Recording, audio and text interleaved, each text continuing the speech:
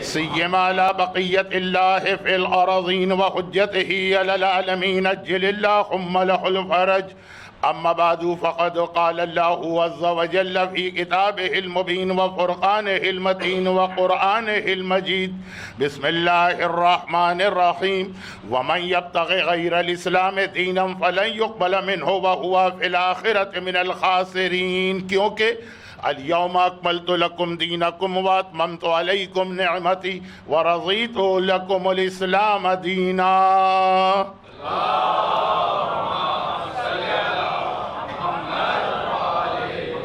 اگرچہ بظاہر کل کی مجلس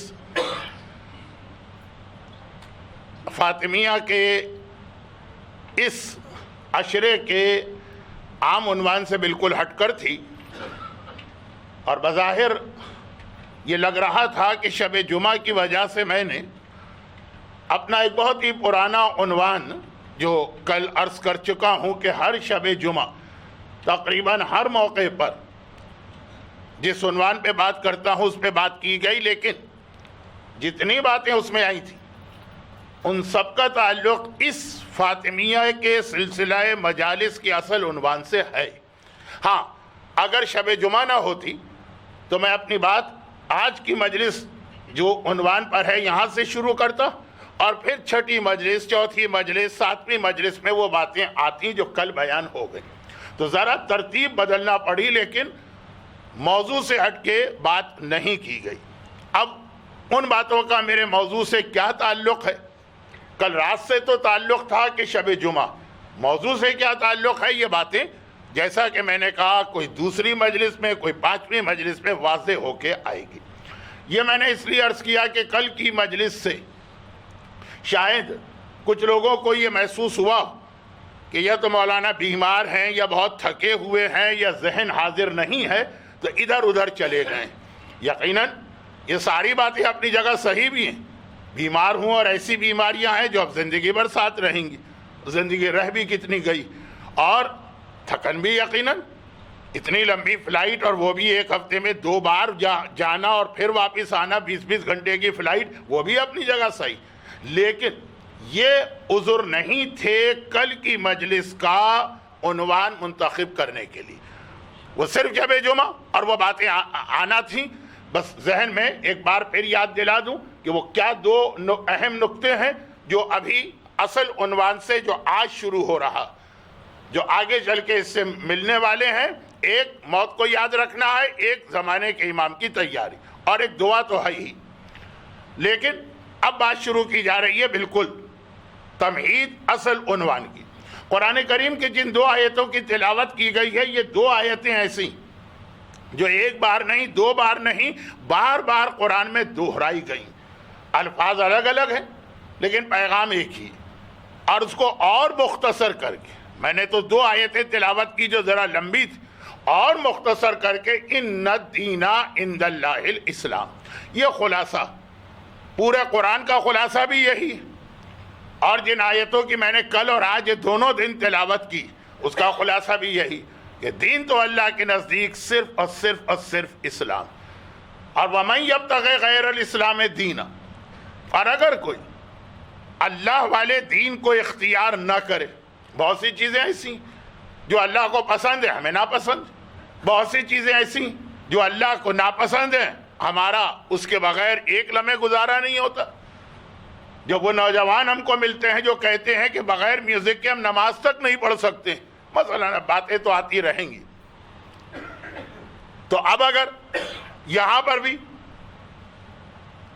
کہ اللہ کے نزدیک تو دین اسلام نہیں، اللہ والے دین کو نہیں لے، اپنی مرضی سے کوئی اور نظریہ اختیار کرے، تو قرآن نے ایک اعلان یہ بھی کر دیا وَمَن يَبْتَغِ غَيْرَ الْإِسْلَامِ دِينًا، جو اسلام کے علاوہ کسی اور دین کی پیروی کرے گا.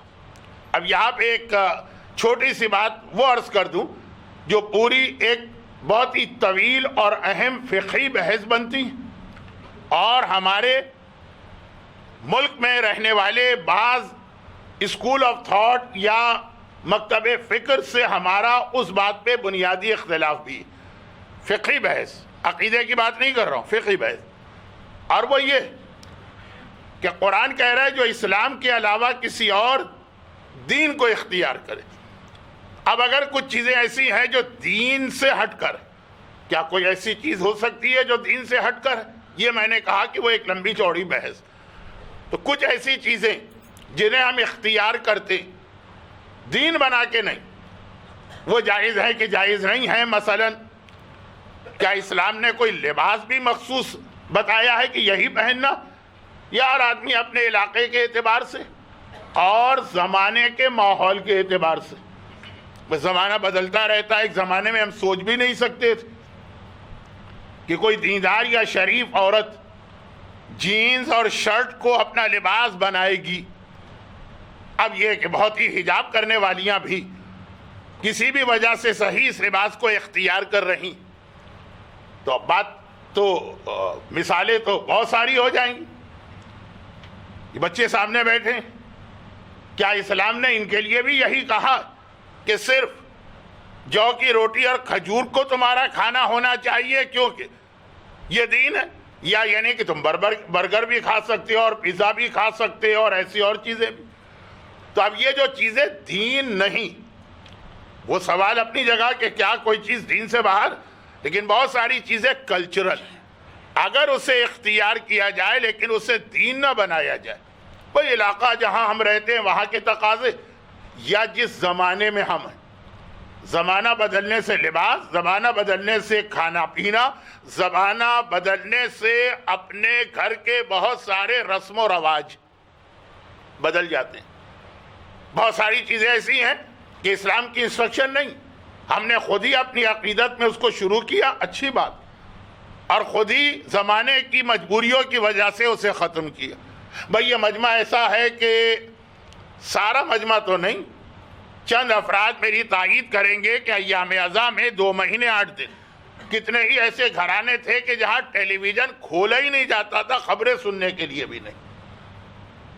اب یہ شرعی تو پابندی تھی ہی نہیں، یہ اپنے عقیدت اور احترام میں ہے کوئی آج بھی ایسا گھر؟ شاید انگلیوں پہ گنے جانے والے ملیں. 2 مہینے اور 8 دن کی بات کر رہا ہوں، پہلے 10 دن، پہلے 12 دن کی بات نہیں. میں نے تو بہرحال وہ ماحول بدلتے دیکھا کہ شب عاشور بھی لوگوں کے گھر میں ٹیلی ویژن کھلا ہوتا ہے اور چل رہا ہوتا. میں تفصیلات میں نہیں جا رہا. 2 مہینے 8 دن تک پہلے کھانے پینے کی کتنی ہی چیزوں پر ہم نے خود سے ایک پابندی عائد کی تھی. مثلا میرا تعلق یو پی سے ہے، بزرگوں کا، ہمارے یہاں 2 مہینے 8 دن تک کڑھائی نہیں چڑھتی تھی چولہے پر مثلا. تو اب یہ ساری چیزیں ایسی جو حالات، زمانہ اور جگہ بدلنے سے بدل جاتی ہیں. یہ دین کا حصہ نہیں ہے، اس لیے اللہ کو اس پر کوئی اعتراض نہیں. اور یہ تو میں نے بڑی اسٹرانگ مثالیں دے دی، کیونکہ جو مثالیں میں نے دی ہیں اس میں تھوڑا سا عقیدے کا پہلو جھلک رہا ہے کہ اہل بیت کی محبت. لیکن جو پہلی مثال میں نے دی، جو دوسری مثال بچوں کو برگر یاد دلا دی، یہ ساری چیزیں. اب جو میں نے کہا کہ پاکستان میں بعض اور اسکول آف تھاٹ ہیں جن سے ہمارا فقہی اختلاف ہے، عقیدے کی بات نہیں کر رہا ہوں. کچھ ایسے تہوار منائے جاتے ہیں پاکستان میں، جی یہ ہندوؤں کا تہوار ہے اور یہ عیسائیوں کا تہوار ہے. میں ویلنٹائن ڈے پہ نہیں جا رہا ہوں، وہ تو بہرحال ایک دین سے ٹکرانے والا تہوار بن سکتا.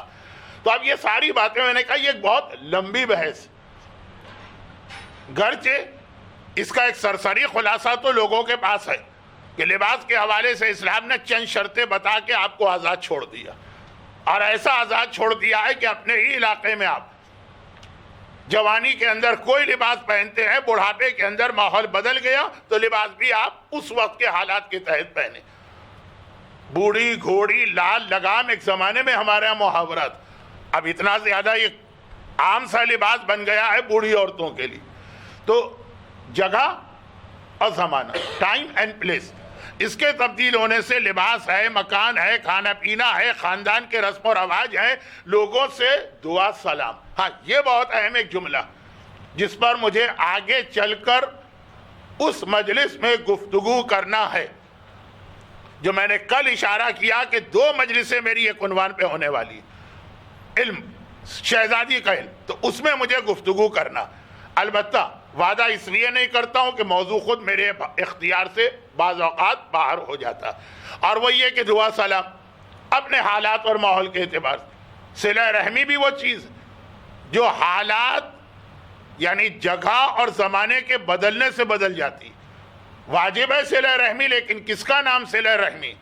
ہر وقت جا کے اپنے کسی رشتہ دار کے گھر میں دھرنا دے کے 8 گھنٹے بیٹھنے کا نام ہے، یا صرف ایک دن عید کے دن فون کر لیا عید مبارک خیریت ہے، یہ ہے صلہ رحمی؟ ہو سکتا ہے کہ آج ہی سن 2017 میں پاکستان میں صلہ رحمی کسی اور طرح سے واجب ہو، اور انگلینڈ میں اور امریکہ میں کسی اور طرح سے۔ تو یہ تو خیر ایک بہت اہم مسئلہ ہے، کیونکہ اس کا دین سے تعلق، وہ بعد میں بات آئے گی۔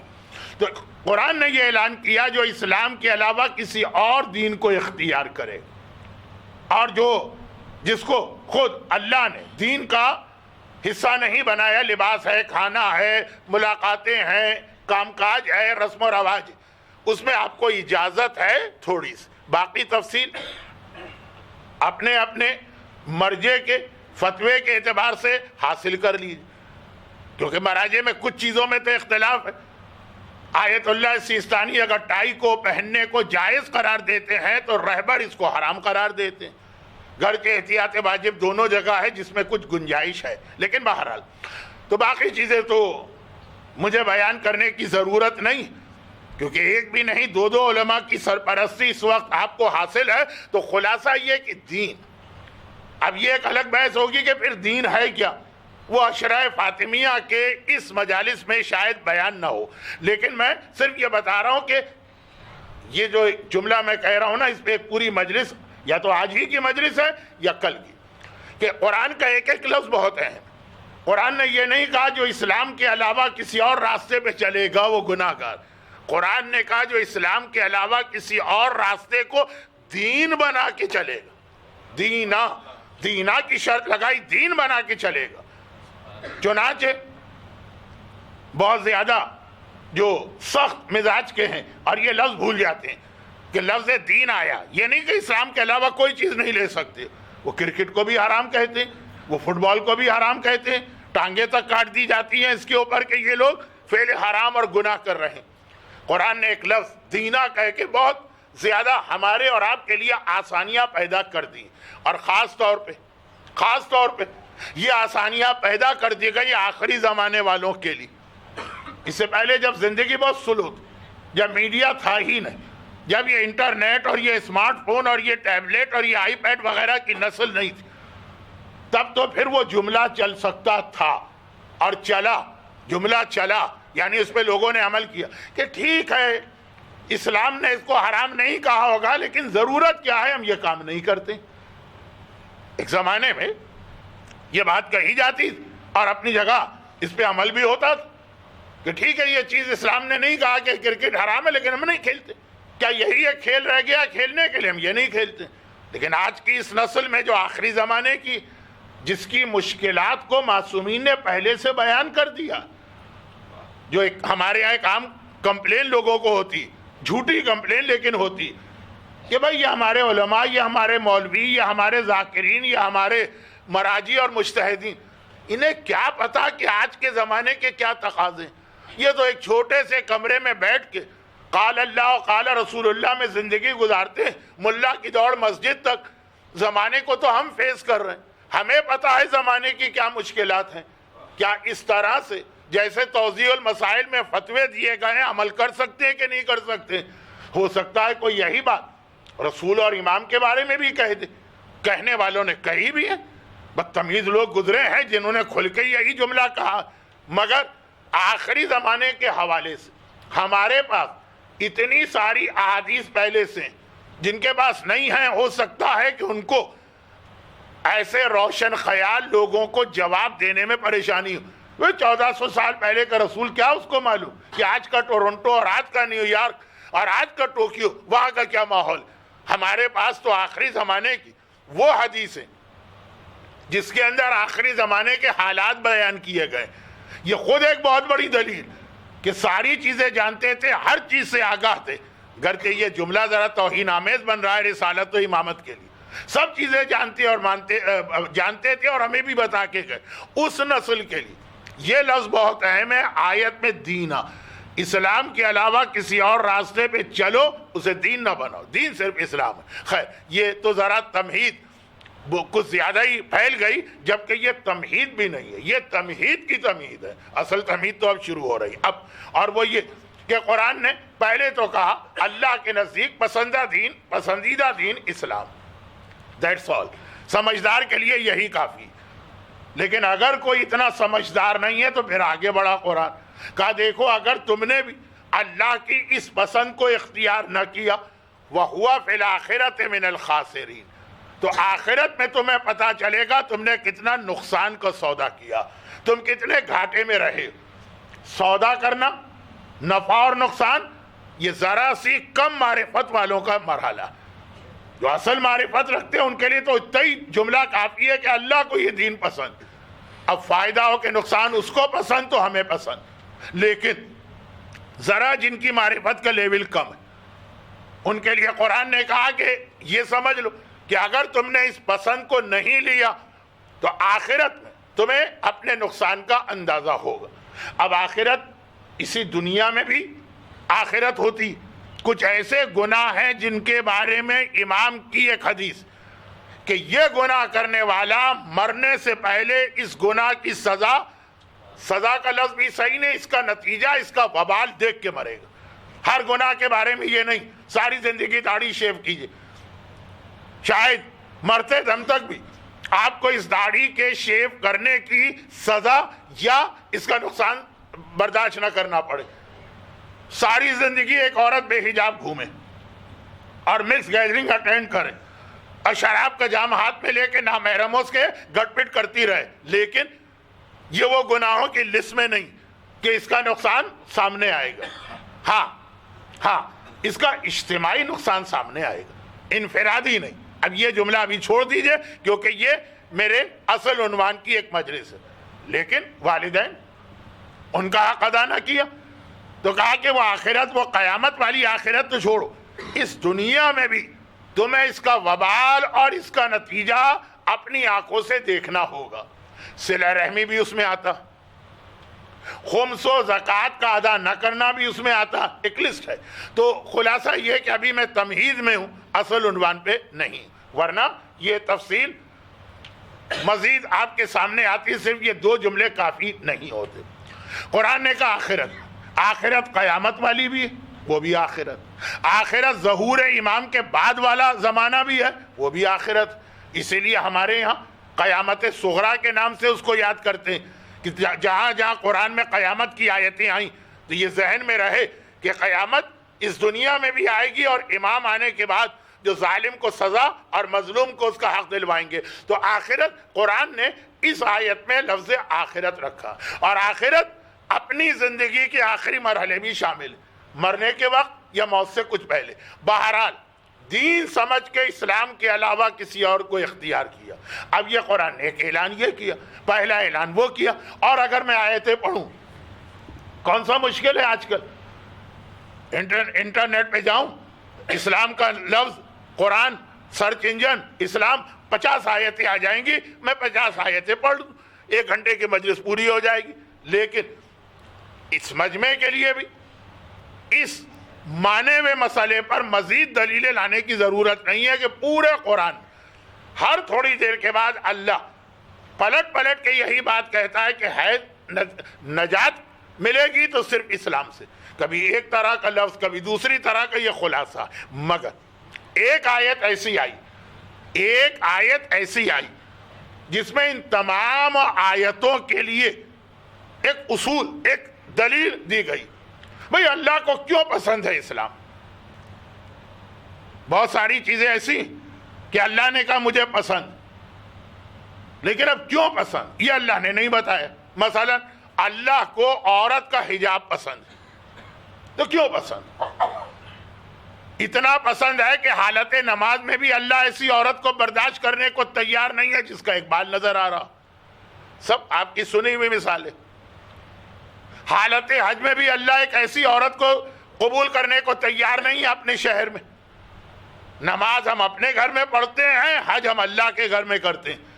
گرچہ ہر چیز اللہ کی ہے لیکن ظاہری اعتبار سے نہ اپنے گھر میں اللہ ایسی عورت کو برداشت کرنے کو تیار ہے، نہ ہمارے گھر میں۔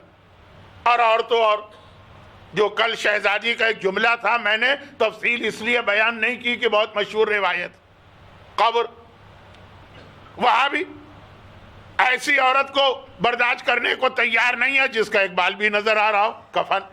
تو احرام سے لے کے کفن سے لے کے نمازی عورت کا لباس، مگر کیوں اللہ کو یہ عورت ناپسند ہے؟ وجہ نہیں آئی ہے۔ ہم اپنی طرف سے اندازے لگا سکتے ہیں لیکن اللہ نے نہیں بتایا کہ بس یہ مجھے ناپسند ہے، یہ مجھے پسند ہے۔ امام معصوم کا ایک جملہ ہے، اب پتہ نہیں وہ روایت سند کے اعتبار سے کس معیار کی، کہ ہمیں ایسا مومن پسند نہیں آتا جس کے چہرے پہ داڑھی نہ ہو۔ وجہ وہاں بتا، کیونکہ جب ہم اسے دیکھتے ہیں تو ہمیں دربار شام میں یزید کا چہرہ نظر آ جاتا، خود بخود وہی ایک چہرہ تھا پورے دربار کے اندر۔ وہاں وجہ بتائی، یہاں وجہ نہیں بتائی۔ لیکن اسلام اللہ کو پسند، اسی کو اللہ قبول کرے گا، اس پہ عمل نہ کرنے والے کو اللہ آخرت میں نقصان اٹھانے والوں میں شامل کر دے، ساری باتیں۔ لیکن کیوں؟ اس کی ایک وجہ ہے کہ الیوم اکملت لکم دینکم، اعلان کیا کہ آج ہم نے دین کو تمہارے لیے کامل کر دیا۔ کا پسند اس لیے ہے کہ مکمل دین، دنیا میں کوئی نظام ایسا نہیں جو مکمل، یہ اسلام مکمل ہے، اور اتنا مکمل کہ ہر دور کے لیے ہے، ہر زمانے کے لیے ہے۔ 1400 سال پہلے عرب کا بدو جس کی ساری زندگی ایک اونٹنی ہوتی تھی، اسی کے دودھ کو اپنی غذا بناتا ہے، کچھ اور کھاتا پیتا نہیں، اسی کے بالوں سے اپنا لباس اور اپنا خیمہ تیار کرتا، روٹی ہو کہ کپڑا ہو کہ مکان ہو، وہ سارا کا سارا اس کی اونٹنی، اس کے لیے بھی یہ اسلام مکمل ہے۔ اور آج ٹورنٹو میں رہنے والا اور نیو یارک میں رہنے والا اور پیرس کے ماحول میں آنکھیں کھولنے والا اور ٹوکیو میں رہنے والا، اس کے لیے بھی اسلام مکمل دین، ہدایت اس کے لیے بھی ہے، ہدایتیں اس کے لیے بھی۔ اور آج تو کچھ بھی نہیں، آج تو کچھ بھی نہیں۔ ابھی تو زمانہ بہت آگے بڑھنے والا، ابھی تو انسان بہت ترقی کرنے والا، جو چیزیں آج آپ نہیں سوچ سکتے وہ چیزیں ابھی بننے والی۔ گرچہ آج کی یہ جنریشن بہت، جو یہ آئی پیڈ کی جنریشن ہے، اسمارٹ فون کی جنریشن ہے، آئی جنریشن، یہ بہت تیز ہو گئی، لیکن آپ خود سوچیے 100 سال پہلے کتنا مشہور وہ سائنسدان جس نے ایکس رے کا تصور پیش کیا، قہقہا لگا کے ہنس پڑا تھا اور اس کانفرنس کا بائیکاٹ کیا تھا، کہ کہا کہ میں ایسی جاہل کانفرنس میں بیٹھنا نہیں چاہتا ہوں، میں واقعات پورا پڑھنا نہیں چاہتا ہوں کیونکہ وقت بھی کم ہوتا، اور لوگ کہتے ہیں تو سنی بھی بات، جہاں پہ یہ تصور پیش کیا گیا کہ ایک زمانہ آئے گا کہ سواریاں 100 میل فی گھنٹہ کی رفتار سے چلیں گی، 100 میل فی گھنٹہ کی رفتار سے چلیں گی، یہ تصور پیش کیا گیا تو یہ کہہ کے وہ بائیکاٹ کرتا کہ ایسی جہالت والی کانفرنس میں مجھے بلایا گیا، میں یہاں بیٹھنے کو تیار نہیں۔ ایکس رے جس نے پیش کیا ہے، بہت مشہور نام، اور آج جو یہ بات نہ مانے، آج ہم اس کا مذاق اڑا کے اس کانفرنس سے بائیکاٹ کریں گے۔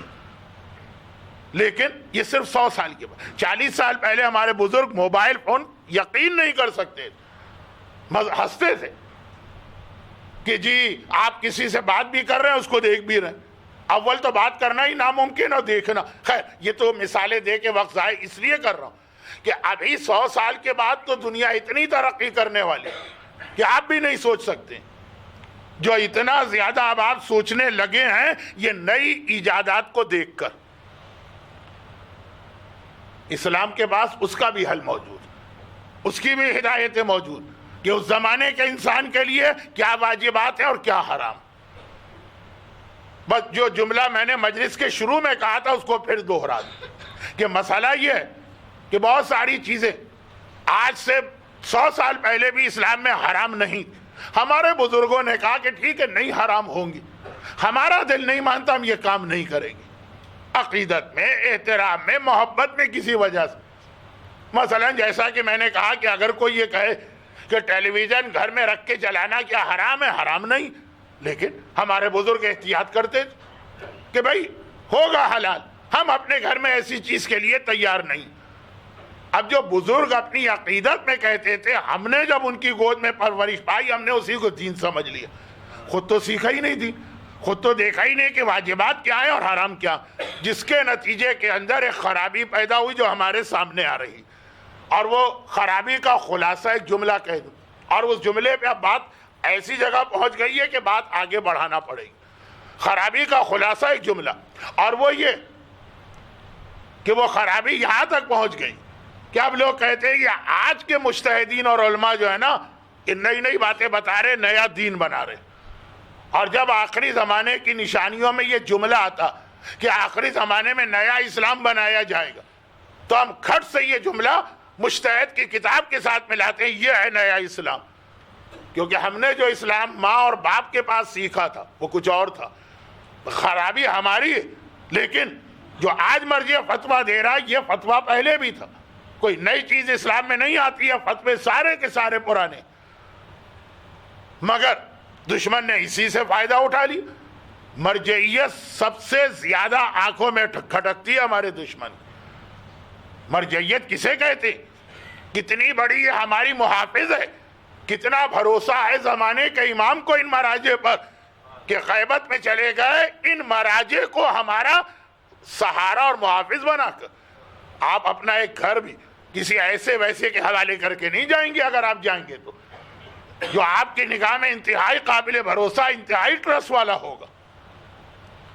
امام غیبت میں چلے گئے، امت کو چھوڑ دیا، ہم گمراہ ہوتے رہے، ہمیں پرابلم فیس ہوتی۔ امام اپنی زندگی نعوذ باللہ زیادہ پیاری کیوں امام غیبت میں ہے؟ کہا کہ دشمنوں سے محفوظ رہنے کے لیے۔ تو اتنی اپنی زندگی نعوذ باللہ پیاری کہ ہم اور آپ مارے جائیں اور گمراہ ہوتے رہیں اور امام کو پرواہ نہ ہو؟ نہیں، امام کسی کے حوالے کر کے گئے، اور ان کو خود امام مانیٹر بھی کر رہے ہیں، امام ان کی نگرانی بھی کر رہے ہیں، اور ان کے حوالے تو امام کی نگاہ میں یہ اتنے قابل بھروسہ اور ٹرسٹورتھی ہیں نا، جنہیں اٹھتے بیٹھتے گالی دینا، برا بھلا کہنا، ان پر اعتراض کرنا، کبھی ان کے عقیدے میں کیڑے نکالنا، کبھی ان کے عمل پہ، خاص طور پہ خمس کے حوالے سے ان کے عمل پہ اعتراض کرنا۔ ہم نے سمجھا بھی نہیں اس نعمت کو، اور بغیر سمجھے اس کو ضائع کر رہے ہیں۔ مگر یہاں رک کر میں یہ بات کہہ دوں کہ جو بات ابھی اسلام کے حوالے سے بنی، اسلام مکمل، اور آج کے لیے نہیں، 1000 سال یا 500 سال بعد جو مسئلے پیش آ رہے ہیں اس کے حوالے سے۔ اب اس کے اندر دیکھ لیجئے ہمارے مراجع کی کتابیں۔ اچھا، یہاں پہلے ایک ایسی بات میں کہہ رہا ہوں کہ شاید اسی بات پر آج کی مجلس کا وقت پورا ہو جائے، اور جس جملے تک میں پہنچا ہوں یہ آج نامکمل رہے تو کل جا کے مکمل۔ پہلے ذرا سے میں یہاں پہ رکتا ہوں۔ کہاں تک بات پہنچی؟ اسلام مکمل، لیکن خالی شاعری کے اعتبار سے مکمل نہیں۔ شاعر تو شاعری میں پتہ نہیں کیا کیا دعوے کر دیتے۔ ہماری قوم کے ساتھ ایک غضب یہ بھی ہوا، شاعری عقیدت ہے، لوگوں نے اسے عقیدہ بنا لیا۔ چنانچہ جب بھی کوئی بات ثابت کرنا ہوتی، قرآن کی آیت کے مقابلے میں شاعر کا شعر پیش کر دیا جاتا۔ اب مثلا منکر و نکیر سے ہماری چھیڑ چھاڑ، قبر میں آنے والے فرشتوں کو ڈانٹ کے ہمیں بھگانے کا جو خیال، کون ہم سے حساب کتاب کا سوال کر سکتا؟ کس میں یہ ہمت و جرت ہے؟ یہ ساری چیزیں ہم نے شاعری میں سنی ہے نا، کہ فرشتہ آئے گا تو میں یہ کہوں گا، اور منکر و نکیر آئے گا تو اس طرح ڈانٹوں گا۔ قرآن میں کہیں ہے ایسی کوئی بات؟ حدیث میں کہیں ہے کوئی ایسی بات؟ وہاں جو تصور دیا گیا وہ تو ایسا ہے کہ اگر میں آج کی مجلس میں بھی پڑھ دوں تو آپ کہیں گے وہی ڈراکولا آف اسلام آ گیا۔ شاعری کو ہم نے اپنا عقیدہ بنا لیا، اس کو عقیدت تک رکھی۔ جب تک عقیدت تک ہے اسلام کو اعتراض بھی نہیں، لیکن مزید اس پر بات آج نہیں کی جائے گی، ہم کہیں سے کہیں بہک رہے ہیں۔ تو شاعری عقیدہ نہیں، عقیدے کے حوالے سے بات یہ کہ اسلام مکمل دین ہے، یہ شاعری کی وجہ سے نہیں، یا یہ زور خطابت میں ہم نہیں کہہ رہے، پوری دلیلوں کے ساتھ، جس میں سے ایک دلیل یہ جو ابھی میں شروع کر رہا تھا، لیکن اس کو سمجھانے کے لیے پہلے ایک چھوٹی سی بات اور عرض کرنا ہوگی۔ دیکھیے اسلام اور عیسائیت کی ایک بات میں عرض کر دوں چھوٹی سی، اور پھر اپنے اس جملے کو مکمل کرتا ہوں۔ اسلام میں اللہ کو کہا گیا ہے رب، اور عیسائیت میں اللہ کو کہا گیا ہے اب، فادر، سن یا ہولی اسپرٹ یا گھوسٹ، جو بھی روح القدس کا ترجمہ صحیح ہو، باپ، بیٹا، روح القدس، یہ تین چیزیں ہیں جن پہ عیسائیت کی بنیاد ہے۔ اقانیم ثلاثہ یا ٹرینیٹی، تین چیزیں، اس میں اللہ ہے اب، باپ۔ اب یہ لفظ باپ بہت احترام والا لفظ، بہت احترام والا لفظ، لیکن اسلام نے اللہ کو باپ نہیں کہا، اسلام نے اللہ کو رب کہا۔ رب الگ چیز ہے، اب الگ چیز۔ اچھا، باپ کے احترام کی بات آئی، چھوٹی سی بات یہاں پہ ضمناً عرض کر دوں، جو میرا اپنا اسٹائل ہے، بات سے بات نکلتی ہے، بات سے بات، لیکن گھوم کے واپس میں اپنے موضوع پہ آ جاؤں گا۔ اب آج نہیں آ پاؤں گا، کل آؤں گا انشاءاللہ۔ لیکن اب یہ بات سن لیجئے، ہمارے یہاں آج کل زیارت کا شوق لوگوں میں بہت زیادہ بڑھ گیا، اور یہ وہی نظام فطرت کہ جس چیز پہ پابندی لگائی جائے گی، جس چیز سے آدمی کو روکا جائے گا، جیسے ہی موقع ملے گا انسان جتنا اللہ کا حکم نہیں ہے اس سے زیادہ عقیدت کے ساتھ اس کو انجام دے گا۔ تو آج کل بہت زیادہ لوگ زیارت پر نہ صرف یہ کہ جانے لگے بلکہ بار بار جانے لگے۔ گرچہ یہاں پہ حج کے حوالے سے دو چھوٹی چیزیں عرض کر دوں۔ حج زندگی میں ایک بار واجب ہے، 5 سال میں اس کی تکرار انتہائی اہم سنت ہے، سنت مؤکدہ، لیکن 5 سال میں، یعنی اگر مجھے فتویٰ دینے کا اختیار ہوتا تو 5 سال میں ایک بار واجب بھی میں کہہ سکتا تھا ان روایتوں کو دیکھ کر، مگر بہرحال میرے لیے بھی فتویٰ دینا حرام ہے، جیسے آپ کے لیے بھی حرام، اور ہر غیر مجتہد کے لیے حرام ہے، چاہے وہ کتنا ہی بڑا عالم کیوں نہ ہو۔ ایام ازاں میں واٹس ایپ پہ ایک مسئلہ یہ بھی آ جاتا ہے کہ حجت الاسلام لیول کے بعض افراد کی گفتگو اس طرح کوٹ کی جاتی ہے جیسے کسی آیت اللہ نے یہ بات کہی۔ آیت اللہ بھی جینین، آج کل تو لقب دینے میں کتنی دیر لگتی ہے، لیکن 5 سال میں ایک بار بہت تاکید، ہر سال حج پہ جانا۔ اور پھر اس کے حوالے سے ایک جملہ امام کا، امام نے اپنے ایک صحابی کو حج میں دیکھا تو اسے دریافت کیا کہ حج مکمل ہونے کے بعد واپسی کب ہے؟ ہم بھی جب کسی نئے آدمی سے ملتے ہیں، بھائی آپ کی واپسی کی فلائٹ کب ہے؟ اس نے ایک تاریخ بتائی جو حج کے کئی دنوں بعد تھی، کئی دنوں کے بعد۔ امام نے کہا حج تو مکمل ہو جائے گا 12 تاریخ کو، 12 ذی الحجہ کو حج مکمل ہوتا ہے، اور تو جا رہا ہے مثلا 12 محرم کو یا پہلی محرم کو یا مثلا 25 ذی الحجہ کو، اتنی تاخیر۔ اب ہم تو کہتے ہیں کہ بھائی مولا کیا کرے، فلائٹ ہمارے اختیار میں نہیں ہے، یہی فلائٹ ہم کو ہماری حکومت نے دی، سیٹیں مل نہیں رہی تھی، یہی فرسٹ اویلیبل سیٹ ہے جو ہمارے بجٹ میں آ رہی مثلا۔ اس نے کہا نہیں مولا، میرا دل چاہتا کہ اب کعبے کی زیارت کی ہے تو جتنا زیادہ وقت یہاں پہ رہوں، حج کے بعد بھی مجھے 10 دن مل جائیں۔ امام نے، اب یہ چونکہ سارا مجمع مسلسل علماء کرام سے تربیت لے رہا، اس اعتبار سے میں ایک لفظ کہہ دیتا ہوں، اس کی تشریح نہیں کرتا ہوں۔ اسلام میں قیاس حرام ہے، لیکن جہاں قیاس منصوص العلہ وہ جائز بھی ہے بلکہ وہ واجب بھی ہے۔ تو یہ حدیث میں اسی لیے پڑھ رہا ہوں، کچھ باتیں میری آپ کی شاید سمجھ میں بھی نہ آ رہی ہوں کہ مولانا کیا کہہ رہے ہیں، اور کچھ لوگوں کو تو شاید آج کی گفتگو ذرا اتنی الجھی لگ رہی کہ وہ سوچ رہے ہوں گے کہ کل وہ بیماری اور تھکن والی مجلس اچھی ہے، اللہ کرے یہ ہمیشہ بیمار اور تھکن میں ہی رہے۔ تو خیر ابھی بات واضح ہوتی ہے، قیاس منصوص العلہ وہ جائز بھی ہے، قیاس ہے، جائز بھی ہے بلکہ واجب بھی ہے۔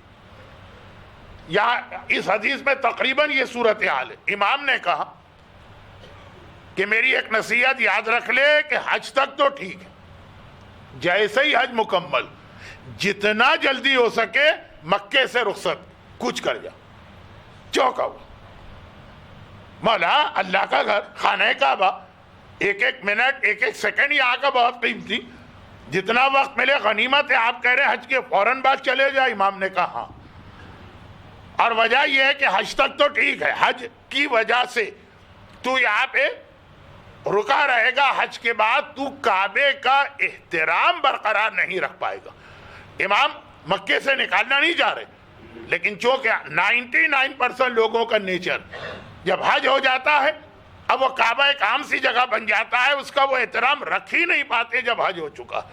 تو پتہ چلا کہ جب کسی مقدس جگہ کا احترام برقرار نہ رہ سکے تو وہاں پہ کم رہنا یا نہ جانا بھی کبھی بہتر ہو جاتا ہے۔ خیر، یہ تو نہ جانے کی بات تو نہیں کرتا ہوں، لیکن بہت زیادہ زیارت پہ جانا ہر ایک کے لیے فائدہ مند بھی نہیں، لیکن بہرحال ان جنرل زیارت اہم ترین عبادت ہے، اور واجب حج کو چھوڑ کر باقی تو حج سے زیادہ اہم بن جاتی، ثواب بھی بہت ہے، برکتیں بھی بہت ہیں، اور پھر ہمارے وہ چند آنسو جو کربلا میں آقا کی زری کے سامنے آنکھوں سے جاری ہوں۔ لیکن ہمارے پاس یہ واقعہ ہے کہ نہیں؟ کہیں والنٹیئر ویسے پریشان ان کو ہونا نہیں چاہیے، مجمع اتنا ہے نہیں، لیکن پھر بھی دیکھ رہا ہوں کہ جو لوگ آ رہے ہیں تو والنٹیئر کو ان کو یہاں وہاں بھیجنا پڑ رہا ہے۔ آپ ہی لوگ ذرا سا ادھر تو نہیں، لیکن ادھر اور ادھر بہت جگہ، ذرا آگے آ جائیے، ادھر بھی آگے آ جائیے، چلیں جی، کیونکہ اپنی مجالس کی حد تک مجھے کبھی تب جی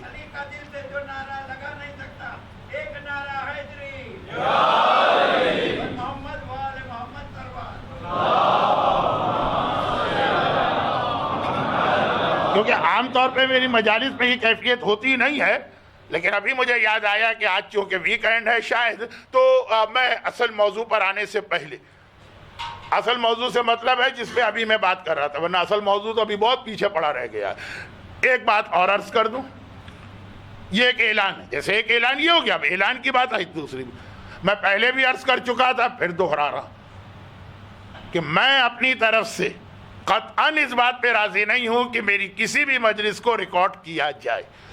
آج کل ایسی ڈیوائسز آ گئی ہیں جو بہت ترقی یافتہ دنیا کی بات، موبائل پہ لوگ، اور موبائل سے بھی چھوٹی چیزیں MP3 وغیرہ یا اس سے بھی چھوٹی چیزیں پوری مجلس ریکارڈ کر لیتے ہیں، کسی کو پتہ بھی نہیں چلتا۔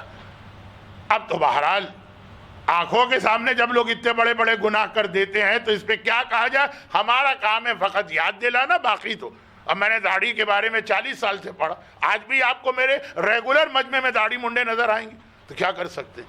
میں 50 سال سے مثلا حجاب کے بارے میں پڑھ رہا ہوں، آج بھی آپ کو میری مجالس سننے والی ہیں شوق سے بے حجاب نظر آئیں گی۔ لست علیہم بمسیطر، جب رسول سے کہا کہ اے رسول پیغام پہنچا دو، تم ان کے نگہبان یا داروغہ یا کوتوال نہیں ہو کہ زبردستی عمل کرواؤ، تو وہ پیغام میں نے پہنچا دیا۔ جب اعلانات ہو رہے تھے، شروع مجلس میں بہت کم لوگ ہوتے، اعلان کرنے کا فائدہ نہیں، آخر مجلس کے اندر وقت اتنا زیادہ گزر چکا ہوتا کہ میں خود ٹینشن میں آتا ہوں کہ کیسے سورہ فاتحہ پڑھواؤں، تو یہی مناسب موقع تھا، میں اصل موضوع پر آ جاتا ہوں، اور وہ یہ کہ اسلام میں زیارت کی اہمیت سوائے اس آدمی کے جو احترام زیارت ختم کر دے گا، اور آپ نے بھی دیکھا ہوگا جو بہت زیادہ زیارت پہ جانے والے ہیں، ان کے کربلا معلیٰ کے آقا حسین کے حرم کے قہقہے اور ٹھٹے بھی آپ کے کانوں میں آ رہے ہوں گے۔ ہوٹل کی بات نہیں کر رہا ہوں، صحن کے اندر باتیں ہو رہی ہیں، ہاتھ پہ ہاتھ مار کے قہقہے لگائے جا رہے ہیں، خیر جو بہت زیادہ انداز سے ہی لگ جاتا۔ تو یہ واقعہ بھی ہمارے پاس، ایک نوجوان کربلا سے بہت قریب رہتا، بہت دور بھی نہیں، اور بالکل کربلا کے اندر بھی نہیں، کچھ 30 35 40 میل، پرانے زمانے میں 30 35 میل بھی ایک اچھا خاصا فاصلہ تھا۔ نماز قصر کا کرائیٹیریا یہ رکھا گیا کہ اتنی دور رہتا ہو۔ اس کا باپ بوڑھا ہے، اور خالی بوڑھا ہی نہیں بلکہ ساتھ ساتھ زمین گیر، اپاہج، ہینڈی کیپ، ڈس ایبلڈ، جو بھی کہیے۔ دیکھیں آج بعض بوڑھے بھی ایسے جو ہم نوجوانوں سے زیادہ طاقت رکھتے ہیں، میں اپنی بات کر رہا ہوں، بزرگ مجھ سے زیادہ، اور یہی کہتے ہیں کہ جی تم بناسبتی گھی کھائے ہوئے ہو، ہم نے اصلی گھی کھایا، لیکن یہ وقت میں کیوں ضائع کر رہا ہو؟ تو بوڑھا نہیں ہے خالی، بلکہ ساتھ ساتھ معذور بھی ہے، چنانچہ بستر پر ہی پڑا رہتا ہے، ہاتھ پاؤں چلتے ہیں، پیرالائز نہیں ہے، لیکن بستر سے بغیر کسی سہارے کے اٹھ نہیں سکتا۔ اب بیٹا باپ کی خدمت کر رہا، بقول بزرگوں کے ابھی خون سفید نہیں ہوئے ہیں، بیٹے باپ کی خدمت کرنے کو اپنے لیے ایک سعادت سمجھتے ہیں کہ اللہ نے ہمیں ایک موقع دیا ہے، باپ کے احسانات تو نہیں اتار سکتے۔ قل رب ارحمہما ربیانی کما صغیرا، وہ والی دعا سے کام نہیں چلے گا، خدمت بھی، لیکن اس میں جائے کما ربیانی صغیرا، جو باپ نے بچپنے میں میری خدمت کی ہے کچھ اس کا بدلہ میں دے رہا ہوں۔ بس ایک اس کو بہت زیادہ قلق، دکھ اور تکلیف تھی، اور وہ یہ تھی کہ وہ کربلا کی زیارت کو نہیں جا پا رہا، کیونکہ گھر میں اور کوئی ہے نہیں جس کے سہارے باپ کو چھوڑ کے جائے۔ پہلے زمانے میں اس کا ایک علاج لوگ نکالتے تھے، گرچہ وہ علاج بھی غیر شرعی علاج تھا جس کے بہت سارے نقصانات اب آ رہے ہیں۔ اور وہ علاج کیا تھا کہ بھائی شادی کر لو، بیوی آئے گی گھر سنبھال لے گی۔ اب وہ اپنی خوشی کے ساتھ گھر سنبھالے تو الگ بات، لیکن شادی ہی اس توقع پہ کرنا کہ بجائے اس کے کہ باپ کی یا ماں کی خدمت کے لیے ایک نوکرانی رکھی جائے یا میں خود خدمت کروں، یہ ایک پلی پلائی نوکرانی مل جائے گی جس کو تنخواہ بھی نہیں دینا۔ یہ پہلے زمانے کی بات کر رہا تھا، آج آپ کو ایسی بچیاں نہیں ملیں گی۔ اسی کا یہ ری ایکشن ہوا کہ آج تیاری نہیں ہے ساس کی خدمت کو یا خسر کی خدمت کو۔ اور ذرا زیادہ کہیے تو ہمارے بعض بچے اور بچیاں، یہ میں مدرسے کے اساتذہ سے دنیا میں ہر جگہ کہتا ہوں، کچھ زیادہ ان کو فقہ پڑھا دی کہ وہ فوراً حرام و حلال کی ایک لسٹ نکال کے بیٹھ جاتے ہیں، اس میں ساس کا نام ڈھونڈتے ہیں۔ خیر، تو یہ ابھی تو تفصیلی باتیں آئیں گی، ابھی تو ایک اشارے تھے۔ تو اب یہ ایک علاج جو ہے، ہمارے یہاں یہی علاج ہوتا ہے، ماں بہت بیمار ہے، بہت بوڑھی ہے، باپ بہت بیمار ہے، تم دن بھر جا کے نوکری کرتے ہو، شادی کیوں نہیں کر لیتے؟ بیوی سنبھالے گی۔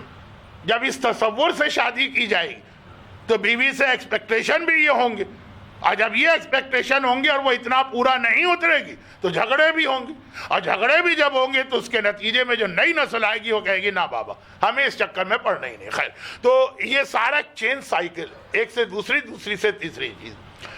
تو اب یہ حشر دیکھ چکا ہے بہت سارے باپوں کا کہ جنہوں نے بیٹوں نے شادی کی، جو رہی صحیح خدمت تھی، پتہ نہیں کیا جادو ہے عورت کے پاس، بعض عورتوں کے پاس، جو ایسا بدل دیتی ہیں اور ایسا بہکا دیتی ہیں اپنے شوہروں کو، تو ڈر رہا ہے کہ کہیں خود میں نہ بدل جاؤں۔ تو میرا باپ تو اس خدمت سے بھی گیا، فی الحال شادی بھی نہیں کی، مسئلے کا یہ حل بھی نہیں۔ بدترین مرد وہ ہیں جو شادی نہیں کرتے، یہ بھی حدیث ہے۔ اب آپ کہیں گے مولانا اس میں بھی آپ راضی نہیں ہیں، مولانا آپ اس میں بھی راضی نہیں ہیں، یہ بھی نہیں ہونا چاہیے، وہ بھی نہیں ہونا چاہیے، تو ہونا کیا چاہیے؟ یہ امام کا جملہ میں نے پچھلی دفعہ بھی پڑھا تھا اور اس سے پچھلی دفعہ بھی پڑھا تھا، اور انٹرنیٹ والوں نے سے کئی بار سنا، جب راوی نے کہا مولا قیامت کے پل صراط پہ ہم کیسے چلیں گے جو بال سے زیادہ باریک، تلوار کی دھار سے زیادہ تیز، آگ سے زیادہ گرم؟ تو کیا کہا امام؟ قیامت کے پل صراط کے بارے میں اتنا فکر مند، اور اس وقت جس پل صراط پہ کھڑے ہو جو بال سے زیادہ باریک ابھی بھی ہے، تلوار کی دھار سے زیادہ تیز ابھی بھی ہے، آگ سے زیادہ گرم ابھی بھی ہے، جس پہ کھڑے ہو اس کی کوئی پرواہ نہیں ہو رہی ہے۔ یہی مسائل تھے جس کو آپ ہم سے تو کہہ دیتے کہ مولانا نہ آپ اس پہ راضی ہیں نہ آپ اس پہ راضی ہیں۔ یہ امام فرما رہے ہیں کہ دنیا میں رہ کے دین پہ اس طرح سے عمل کرنا، بیلنس رہے، یہ بال سے زیادہ باریک پل پہ چلنے کے مترادف۔ خیر، تو واپس آ جاؤں کہ بیٹے نے شادی نہیں کی، باپ کی خدمت، مگر آپ یہاں پہ یا اس سے بھی زیادہ دور جو لوگ رہتے تھے، جب کربلا کی زیارت پہ ہمارے اپنے زمانے میں بھی پابندی تھی، کیسا تڑپتے، اور یہ تو کربلا سے 30 میل 35 میل 40 میل دور، اور خالی اتنا مسئلہ نہیں ہے، اس کا مکان اس سڑک پر ہے جو کربلا جانے کی مین روڈ. جب یہ صبح و شام قافلوں کو کربلا جاتا ہوا دیکھتا کہ میرے گھر کے سامنے سے قافلے گزر رہے ہیں, لبیک یا حسین, لبیک یا ابا عبداللہ, تو اتنا اس کا دل تڑپتا. پھر مخصوصی کے موقع, آپ تو اب خود دیکھ چکے اربعین کی حالت, عرفہ کی حالت, بلکہ اب تو تقریباً ہر شب جمعہ مخصوصی بن گئی. تو کیسا آدمی کا دل چاہے گا؟ کیونکہ میں نے تو دوران حج تو کئی دفعہ یہ منظر دیکھا کہ صاحب اپنے رشتہ دار کو مکے پہنچانے آئے, حج سے ایک دن پہلے جو ماحول مکے کا تھا, ہر آدمی احرام میں لبیک اللہم لبیک, خود بخود دل میں خواہش پیدا ہوئی مجھے بھی حج کرنا. مولانا میں تو مکے میں آ گیا ہوں, میں احرام کہاں سے پہنوں, میقات بہت دور. تو یہ جذبہ دوسروں کو دیکھ کے پیدا ہوتا. صبح شام میرے گھر کے سامنے سے قافلوں پہ قافلے جا رہے ہیں, لبیک یا آقا, لبیک یا مولا, السلام علیکہ یا ابن رسول اللہ. اور میں اتنا قریب رہ کر سالوں سے ایک بار بھی کربلا کی زیارت کو نہیں گیا, لیکن جب بات کرتا ہے بابا میں ابھی کربلا جاتا ہوں, صبح تک آ جاؤں, باپ کہتا بیٹا تو چلا جائے گا تو کون میری خدمت کرے؟ کہ نہیں بابا, میں عشاء تک سارے کام کاج کر کے, کھانا کھلا کے, نماز پڑھوا کے, واش روم لے جا کے آپ کو سلاؤں گا, پھر نکلوں گا, فجر سے پہلے آ جاؤں گا. لیکن بیٹا اگر آدھی رات کو میری آنکھ کھولی اور مجھے واش روم جانے کی حاجت ہوئی تو کیسے میں جاؤں گا؟ تڑپ تڑپ کے رہ جاؤں گا. دیکھیں دنیا کی یہ ایک تکلیف بھی بہت بڑی تکلیف. بیٹا مرضی ہے تیری لیکن میں راضی نہیں. باپ نے کہہ دیا میں راضی نہیں ہوں. اب کربلا, آقا حسین, زری, یہ سب اس لیے چھوڑنا پڑے کہ باپ کا جو احترام, باپ کا جو مقام ہے. لیکن لگا رہا یہ باپ کی منت, سماجت و درخواست میں, خدمت تو کر ہی رہا. بابا صرف ایک رات, اچھا بابا صرف ایک شب جمعہ, اچھا صرف مہینے کی ایک شب جمعہ. ہمارے ہاں نوچندی شب جمعہ کی بہت اہمیت ہے. اسلام میں ایسا کچھ نظر نہیں آتا سوائے رجب کی شب جمعہ کی جو لیلۃ الرغائب کہلاتی. لیکن بہرحال مہینے کی ایک شب جمعہ. بہرحال جب بہت زیادہ اصرار کیا تو پھر باپ نے دل سے اجازت دے دی. ایک آدھ مرتبہ پہلے بھی اجازت دی, لیکن اس نے خود محسوس کیا کہ اوپری دل سے اجازت دی ہے, ویسے یوں راضی نہیں. پیغمبر کی ایک حدیث ہے جس پہ پوری ایک مجلس ہوگی, اس دفعہ بھی پوری نہ صحیح تو 45 منٹ کی. الغاصب بالحیا کالغاصب بالجفا. بھئی کسی پہ ظلم کر کے اس سے کوئی چیز چھیننا حرام, کسی کی حیا سے بھی فائدہ اٹھا لینا. وہ تکلف مروت میں کچھ کہہ نہیں رہا ہے. 2 سال پہلے میں نے بات چھیڑی تھی, آدھی رہ گئی. اب باپ کربلا کا نام آتا, آقا حسین کا نام آتا, کچھ بول نہیں پاتا, لیکن انداز سے لگ رہا. بلکہ آج کل تو بچوں کے پاس ایک لفظ آتا ہے باڈی لینگویج کہ دل سے راضی نہیں. اس طرح نہیں جانا, دل سے. آخر باپ نے کہا اچھا ایک بار صرف اجازت دیتا ہوں کہ مہینے میں ایک بار جاؤ, اور وہ بھی اس شرطوں کے ساتھ. عشاء کے بعد باپ کو سلا کے فجر سے پہلے. اب یہ ہر شب جمعہ نہیں, نوچندی شب جمعہ جانے لگا. 2 بار, 3 بار, 4 بار. پھر ایک 5ویں 6ٹھی مرتبہ جب جا رہا تھا اپنے معمول پر, تو جیسے ہی گھر سے نکلا, اب یہ ٹائم اس کا ایسا ہوتا ہے کہ اس وقت سڑکیں سنسان ہو جاتی. پہلے زمانے میں رات کی ٹریولنگ نہیں ہوتی تھی. پیغمبر کی حدیث ہے کہ حتی الامکان سفر اکیلا نہ کرو. حدیث تو بڑی سٹرونگ ہے, لیکن چونکہ آج اس کو سمجھانے کا موقع نہیں, اور یہ مجمع کل نہیں ہوگا, جو بیچارے کہیں باہر سے آئے ہیں صرف آج کے مجلس تک ہیں, تو وہ لفظ ہی استعمال نہیں کرتا ہوں کہ ان کے ذہن میں کوئی پریشانی پیدا اور اس کا جواب نہ ملے. کل ہی لفظ بھی آئے گا, کل ہی وضاحت بھی. بہت اسٹرانگ حدیث کہ اکیلے سفر نہ کرو. چنانچہ تڑپتا تھا, لیکن کبھی مل جاتا تھا کوئی ایسا اکیلا دکیلا آدھی رات کو, کبھی نہیں ملتا. آج مل گئے. گھر سے نکلا, دیکھا اسی سڑک پہ کوئی اور بھی جا رہا, یہ بھی بیٹھ گیا اپنے گھوڑے پہ, وہ بھی گھوڑے سوار, دونوں چلے. اب جب چلیں گے تو بات چیت بھی ہوگی, راستے میں بات چیت ہوئی, اور تھوڑی سی بات چیت سے اس کو اندازہ ہو گیا کہ میرا ساتھی انتہائی درجے کا علم رکھتا ہے, اتنا علم کہ اس کے زندگی بھر کے جو کچھ سوالات, کچھ کنفیوژن, کچھ ڈاؤٹس ہر ایک کے ذہن میں ہوتے ہیں, سب کو جواب ملتا چلا جا رہا ہے. دل مطمئن ہو رہا. جواب تو آپ کو بہت سے لوگوں سے مل جائے گا, لیکن بعض ایسے جواب ہے کہ خود آپ کا دل بھی مطمئن نہیں، دل بھی مطمئن ہو رہا، یہاں تک کہ وہ جگہ آ گئی جہاں کربلا میں آقا حسین کے روضے کا سنہری گنبد چمکتا ہوا نظر آتا۔ اب یہ ہے کہ آج تو کربلا بہت بڑا ہے، اس وقت تو بہت چھوٹا تھا۔ میرے دادا نے جو کربلا دیکھا، یہ واقعہ تو ان کے بھی دادا کا ہوگا، اس وقت 2 روضے اور اس کے درمیان جو بین الحرمین آج کل، اسی میں پورا شہر تھا۔ خیر وہ مکانات و گلیاں تو میں نے بھی دیکھی ہیں، دونوں حرم کے بیچ میں پورا شہر کربلا کا اتنا ہی تھا۔ تو خیمہ گاہ پہنچے تو گویا آپ کو آقا حسین کا گنبد بہت واضح نظر آنے لگا۔ وہاں تک پہنچ گئے، وہاں تک پہنچے تو اس نے کہا کہ بھائی کربلا بھی آ گیا اور پیغمبر کی حدیث پہ بھی عمل ہو گیا، سفر مکمل، حد ترخص، اور مجھے جانا بھی اس وقت کہیں اور، پھر آتا ہوں میں ادھر، خدا حافظ۔ اس نے دیکھا اچھا کبھی ایسا ہی ہوتا ہے نا، اندازہ بھی نہیں ہوا، اتنے جلدی یہ 40 میل کا فاصلہ طے ہو گئے، ابھی تو وہ کئی سوال اور بھی باقی تھے۔ کبھی ایسا بھی ہوتا ہے کہ کوئی مجلس 1 گھنٹے کی ہو گئی، 1.5 گھنٹے کی، اور آپ نے چونک کے دیکھا اچھا یہ اتنا ٹائم ہو گیا، پتہ ہی نہیں چلا کہاں چلے گئے، کہاں چلا گیا وقت۔ اس کے ساتھ بھی یہ ہوا۔ کہا تو پھر ایک سوال کا جواب تو جاتے جاتے دے جا، سوال تو ابھی کچھ اور ہے، وہ پورے راستہ پوچھتے آیا، ایک سوال کا جواب اور دے۔ وہ عورت کی شرم کو یاد کیجئے، شہزادی سے 10 سوال کیے اور آخر میں شرم آ گئی۔ کیا جواب تھا شہزادی کا؟ یہ مشہور روایتیں ہیں تو میں روایتیں نہیں پڑھ رہا ہوں، یہ اس وقت کیفیت، جیسے وہ عورت شرما گئی تھی تو شہزادی نے کیا کہا تھا تقریباً، آخر اس نے کہا کہ میں نے آپ کو بہت زحمت دی، ایک بہت اہم سوال اور اس کا جواب دے دیجئے اور بس۔ اور وہ یہ ہے کہ کیا آج کے غیبت کے زمانے میں کوئی مومن اپنے امام کی زیارت کر سکتا؟ کیونکہ کچھ حدیثوں میں یہ آیا ہے جو غیبت میں امام سے ملاقات کا دعویٰ کرے وہ جھوٹا، تو کیا آج یہ ممکن ہے کہ ممکن نہیں؟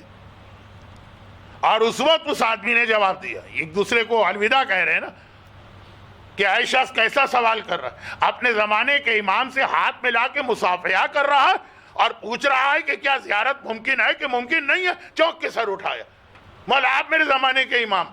جب ایسے واقعات ہوتے ہیں تو اس کے ساتھ ایک ٹکڑا اور ہوتا، وہ عام طور پہ اس لیے نہیں پڑھا جاتا کہ عام آدمی کو سمجھانے جائیں گے تو اصل واقعہ ہے 15 منٹ کا، وہ ٹکڑا جو ہے وہ 1 گھنٹے کا ہو جائے گا۔ وہ یہ کہ جب آپ امام کی زیارت کریں تو یہ پتہ کیسے چلے کہ یہ واقعاً امام، کوئی ایسی نشانی، کوئی ایسی دلیل، وہ ہر واقعے کے اندر ہوتا ہے اپنی جگہ پہ، لیکن اس کو بیان کرنے کا موقع نہیں ہوتا ہے، جیسے آج بھی اب موقع نہیں ہے۔ بہرحال مولا آپ ہیں امام، امام نے ایک آدھ جواب دیا، پتہ چل گیا۔ کہا مولا میں نے ایک سوال کی اجازت مانگی تھی، مگر اس سوال سے دوسرا سوال خود بخود نکل آیا۔ تو جو میرا انداز ہوتا ہے نا، ایک بات کرتے کرتے دوسری سے تیسری، یہ کوئی نیا اور انوکھا انداز نہیں۔ امام مسکرائے، آپ بھی مسکرا دیا کریں ایسی بات پہ۔ کہا اچھا چلو پوچھ، دوسرا سوال کیا۔ کہا مولا جو میں نے سوال کیا تھا کہ میرے ذہن میں تمنا تھی اپنے امام سے ملاقات کی، اور جب ملاقات ہوتی ہے ایک سوال، مولا آپ مجھ سے راضی اور خوش ہیں کہ نہیں؟ یہ کبھی ہمارے ذہن میں نہیں آتا۔ ادھر آج کی مجلس کہاں سے شروع ہوئی؟ رضیت لکم الاسلام دینا، اللہ کی رضامندی سے، جو سب سے بڑی مومن کے دل میں خواہش ہونی چاہیے۔ تو اللہ نے تو بتا دیا میں کس سے راضی، جو اسلام کو لے، باقی بات تو اس پر ابھی ہوگی۔ امام سے کہا مولا آپ راضی ہے کہ راضی نہیں؟ جب زیارت کی پابندیاں ہٹی تھی اور پہلی بار سے مطلب پہلے 3-4 سال جو قافلے گئے، کیا ان کا جذبہ ہوتا، کیسے وہ پھوٹ کے پورے 8 دن رویا کرتے تھے، اپنے آپ پہ کنٹرول کرنا چاہتے تھے اور ان کے آنسو نہیں تھمتے تھے، اور کس طرح سے وہ زیارت پڑھتے تھے۔ اور وہی لوگ آج 12 سال 13 سال 14 سال بعد جو جاتے ہیں وہ بھی میں دیکھ رہا ہوں۔ بدقسمتی اور خوش قسمتی سے اس وقت بھی میں جا رہا تھا زیارت پر، ابھی بھی جا رہا ہوں۔ بہت کم لوگ ایسے مجھے ملے جنہوں نے حج یا عمرے یا زیارت میں کبھی یہ دل میں خیال لایا ہو کہ ہم تو آ گئے، پتہ نہیں امام ہم سے راضی ہے کہ راضی نہیں۔ اور یہ آپ فارمولہ نہ بنائیے کہ امام تو ہر ایک سے راضی ہوں گے۔ ایسے بھی واقعات ہیں کہ سلام کیا اور امام نے منہ پھیر لی، بالکل آمنے سامنے بیٹھے ہوئے، جو بظاہر دیکھنے میں کتنی بد اخلاقی کی بات لگے گی۔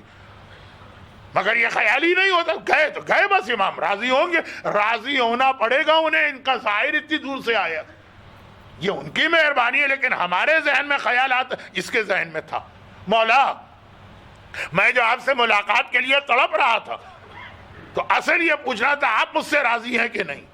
امام نے کہا ہم تم سے انتہائی خوش ہیں، تمہارا ہر عمل ہمیں خوش کرتا، بس صرف ایک عمل ہمیں تکلیف پہنچاتا۔ تڑپ گیا یہ امام کے دل کو تکلیف۔ اب یہ مجمع جو دربار معصومین میں بیٹھا، مجھے پتا کہ اس منبر سے امام زمانہ کا ذکر بہت ہوتا رہتا، ریگولر بھی اور جو علماء آتے ہیں وہ بھی، تو یہ تو آپ نے سنا ہوگا کہ بعض مومنین کے کرتوتوں سے امام اتنا ناراض ہوتے ہیں کہ بیمار پڑ جاتے ہیں۔ بیمار، ناراضگی کی کیا کیفیت ہے کہ امام بیمار پڑتے ہیں آج کل۔ خیر، تو وہ تو شاید آگے میں کسی مجلس میں اس کو ہلکا سا ٹچ کروں، وعدہ بھی نہیں کرتا، آج تو موقع نہیں۔ امام نے کہا تیرا ایک عمل بس وہ ہم کو پسند نہیں۔ تڑپ گیا، مولا ایسا کون سا میں کام کر رہا ہوں؟ بھئی یہ ایک تو ویسے ہی 150 سال پہلے کربلا کے قریب، اور پھر یہ خود بھی دیندار، نہ شرابی ہے، نہ جواری ہے، نہ سود کھانے والا ہے، اس کے گھر میں کوئی عورت ہی فی الحال نہیں ہے، تو پردے کا مسئلہ بھی نہیں ہے، نمازی ہے، تو کیا ایسا گناہ کرتا ہوں جو امام نے اس پہلی ملاقات میں کہہ دیا؟ کہا تیرا ہر مہینے کربلا کی زیارت کو آنا۔ یقین نہیں آیا کانوں پر کہ میرے کان تو نہیں بج رہے۔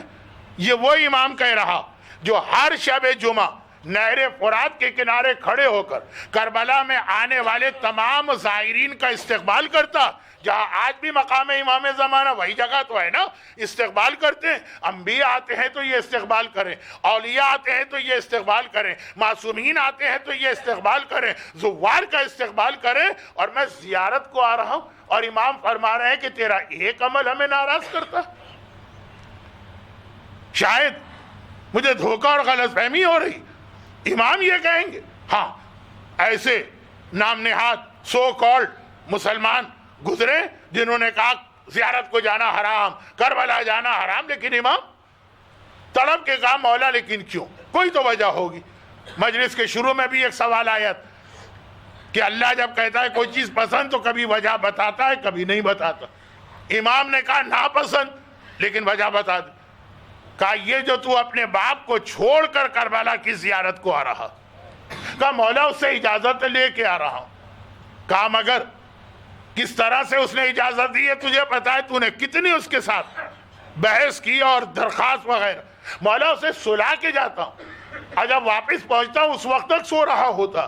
کہا لیکن اگر اس کی آنکھ کھل جائے تو کتنی تکلیف ہوگی۔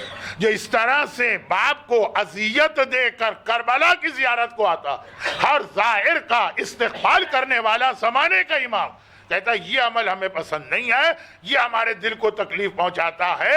یہ باپ رب تو اللہ تو خیر کیا ہے، اب کا یہ احترام ہے۔ اور چونکہ آج کل لوگ زیارت پہ بہت جا رہے ہیں، تو زیارت پر جانے والے ایک بات یاد رکھیں، گھنٹہ تو ہو گیا ہے، آج چھٹی کی رات ہے، 5-7 منٹ اور، تو ایک بات یاد رکھیں، وہ یہ کہ ہمارے یہاں ایک تصور ہے، الحمدللہ ابھی تک ہے، اگرچہ کافی کم ہو گیا، لیکن ابھی بھی ہے کہ حج پر جانے کے لیے بہت ساری شرائط، اتنی زیادہ کہ کچھ تو لوگوں نے خود سے بھی بنا لی، لیکن کچھ تو صحیح شرائط کہ ہر آدمی حج پہ نہیں جا سکتا، ہر آدمی پہ حج واجب نہیں ہے، خاص طور پہ قرضے کے حوالے سے کہ اگر قرضہ ہے تو آپ حج پہ نہیں جا سکتے، پہلے قرضہ دیں، سوائے اس کے کہ وقت نہ آیا ہو یا وہ خود راضی ہو رہا ہو، وہ 2-3 فقہی مسائل جس کے بیان کا نہ موقع ہے نہ ضرورت۔ پھر یہ کہ پہلے جو تھا بیٹیوں کی شادی حج نہیں کر سکتے، بوڑھے والدین وہ بھی اپنی جگہ ایک مسئلہ، بہت سارے حج کے مسائل ذہن میں ہوتے ہیں، لیکن زیارت کے حوالے سے ذہن بالکل سادہ ہوتا۔ اللہ نے پیسے دے دیے، زیارت پہ جا رہے ہیں، بلکہ میں کتنے ہی ایسے لوگوں کو جانتا ہوں جو قرضے لے کے جاتے ہیں، ضروریات کو روک کے جاتے ہیں، زیارت پہ جانے ایک جذبہ ہے، لیکن کبھی نہیں سوچتے جب حج جیسے فریضے کے لیے اتنی زیادہ شرطیں بتائی گئی، پھر اللہ اس حج کو صحیح حج قرار دے گا۔ تو کربلا کی زیارت کربلا کس چیز کا نام؟ آقا حسین نے احترام حج کو بچانے کے لیے کربلا کو آباد کیا. مکے کا احترام باقی رہے، حاجیوں کا احرام باقی رہے، اس میں خوریزی نہ ہونے پائے. کربلا آباد کیا ہے. کربلا کے لیے کیا کوئی شرط نہیں؟ یہ باپ کا واقعہ تو چونکہ ملاقات امام نامی کتابوں میں آ گیا، اور چونکہ میرا موضوع بھی باپ بنا تھا، باپ کے احترام نہیں بنا تھا موضوع، میں بات تو کچھ اور کہنے والا ہوں جو کل کہوں گا. تو میں نے کہا کہ ذرا اس کے حوالے سے یاد دلا دوں. میں جانتا ہوں ایسے لوگوں کو قرضہ لیے ہوئے ہیں اور زیارت پہ جا رہے ہیں. میں جانتا ہوں ایسے لوگوں کہ لوگوں کا حق مارا ہوا ہے اور زیارت پہ جا رہے ہیں. میں جانتا ہوں ایسے لوگوں کہ باپ اور ماں کو اذیت میں مبتلا کر کے زیارت، بلکہ یہاں تو بیوی اور بچے بھی آ جاتے ہیں. میں زیارت کو کم نہیں کرنا چاہتا، میں اس کی اہمیت کو ختم نہیں کرنا چاہتا، میں زیارت کی برکتوں اور فضیلتوں اور فائدوں کی تہاون یعنی اہانت نہیں کرنا چاہتا. لیکن بہرحال یہ دربار معصومین کا مجمع جو باقی تو ہر حوالے سے بہت ہی زیادہ باخبر، آگاہ اور اویر. حج کی شرطیں تو پتہ ہی، وہ تو ایک عام مجمع کو بھی پتہ، بلکہ عام آدمیوں کو ضرورت سے زیادہ معلوم ہے کہ جب تک کہ بیٹی کی شادی نہ ہو حج پہ نہ جاؤ. یہ تو غلط ہے. لیکن بہرحال یہاں کا مجمع جو ہے یہ باقی عبادتوں کو بھی جانتا کہ بھئی نماز پڑھنا کافی نہیں ہے، صحیح نماز ہونی چاہیے، اس کی شرائط کو دیکھنا پڑتا. اس میں ایک شرط یہ بھی کہ آپ پر کسی کا قرضہ نہ ہو. نماز کی شرط ہو، اگر آپ پہ کسی کا قرضہ ہے اور وقت نماز آ گیا تو جو 14 جگہوں پر نماز کو دیر سے پڑھنے کا ثواب زیادہ. ایک فارمولہ تو ہے کہ نماز ہمیشہ اول وقت پڑھو، اور اول وقت نہ ملے تو کم از کم وقت فضیلت میں پڑھو. ہمارے ہاں مغرب کی نماز وقت فضیلت میں ہوتی ہے، عشاء کی نماز وقت فضیلت میں نہیں ہوتی، کیونکہ عشاء کا وقت فضیلت 45 منٹ بعد آتا. اب 45 تو میں نے رفلی کہا ورنہ سردی گرمی میں. خیر، اول وقت ورنہ وقت فضیلت. لیکن 14 جگہوں پر نماز کو اول وقت کا ثواب کم.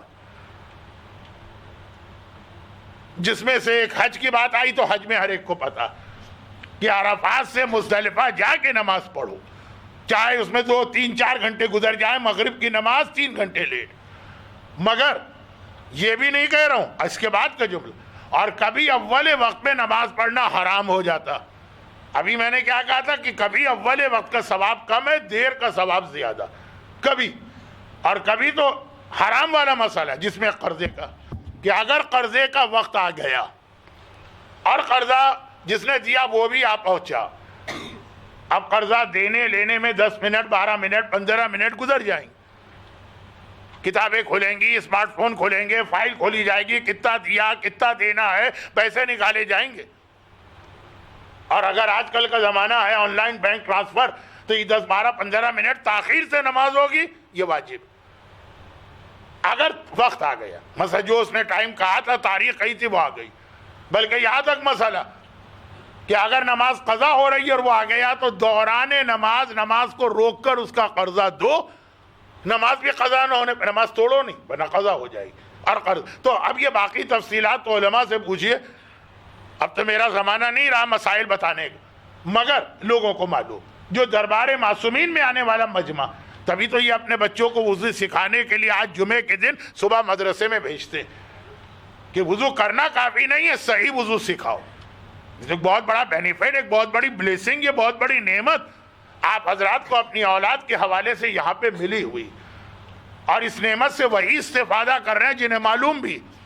ماشاءاللہ لڑکیوں میں بھی کتنا اچھا کام ہو رہا ہے، بچوں میں بھی کتنا اچھا کام ہو رہا ہے کہ نماز لیکن اس کا طریقہ، وضو لیکن اس کا طریقہ، غسل اس کا طریقہ. وہ طریقہ نہ ہو تو آپ غسل کر کے بھی نجس ہیں اور نجاست کے عالم میں مسجد بھی جا رہے ہیں، امام باڑے بھی آ رہے ہیں، اور باقی چیز بات سے بات نہیں نکلنی چاہیے. صرف زیارت وہ اہم عبادتوں میں واحد عبادت کہ جس میں سمجھدار مومنین یہ بہت کم غور کرتے ہیں کہ کیا اس وقت کی جو ہماری زیارت ہے یہ امام کو ہم سے ناراض تو نہیں کر رہی. اور یہاں پہ میں ایک جملہ دیکھیے، وہ پہلے اگر میں یہ مجلس چند سال پہلے پڑھ رہا ہوتا تو یہ واقعے کے بدلے میں اویس قرنی کا واقعہ پڑھتا، لیکن وہ اتنا مشہور ہو گیا اور اتنا پڑھا جاتا اور بار بار یاد دلایا جاتا کہ میں نے کہا ذرا سا پیغام وہی ہے لیکن واقعہ بدلا جائے، ورنہ تو ہمارے سامنے بہترین مثال اویس قرنی کی۔